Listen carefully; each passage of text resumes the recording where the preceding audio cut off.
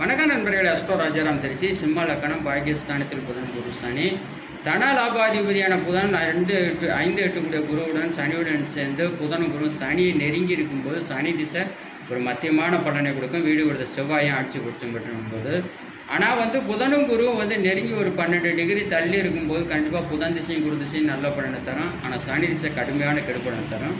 சரி, புதனும் குருவும் சனியை நெருங்கி இருக்கும்போது சனி நல்ல பலனை தரும். ஆனால் புதன் திசையும் குரு திசையும் நல்ல பலனை தராது. காரவத்துவம், ஆதிபத்தியம் அனைத்து பாதிக்கும். அதுக்கு விதிவிலக்கு சுக்கிரன் வளர்பிறை சந்திரன் பார்வை பெற்றிருக்கும்போது குரு திசையும் புதன் திசையும் தன லாபம், குடும்ப வாக்கு வச்சு, பூர்வ சொத்துக்கள் வளர்ச்சி, நாலு புகழ், வெற்றி, கீர்த்தி அனைத்தையும் கொடுக்கும். பூர்வ சொத்துக்கள் மூலம் வளர்ச்சி அனைத்தையும் ஆதிபத்தியம் காரத்துவம் சிறப்பாக நான் கொடுக்கும்.